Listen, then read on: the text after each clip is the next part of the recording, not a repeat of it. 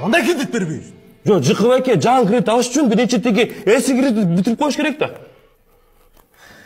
Жаман кекчил немекенсиң. Өткөн кеткен дестешпей эле жөн эле берип койбойсуңарбы? Жок, Жыкып эке, система ушундай. Банковский система ушундай.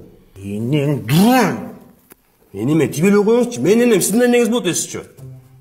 Вот именно бир тууган байкем келиптир деп чөнтөгкө долларлардан салып берип койбойсуң. Ушу сени атамдар багып эле алса керек да. Жыкып эке, антип ачыламаңызчы.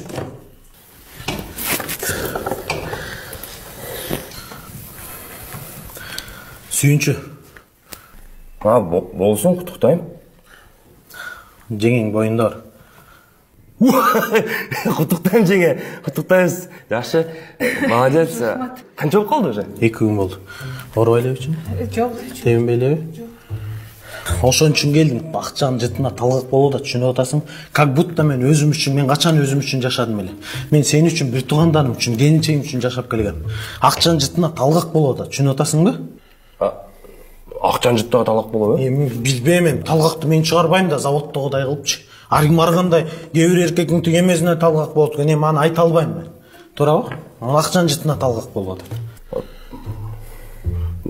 Кайсы сомго, долларга же теңгеге?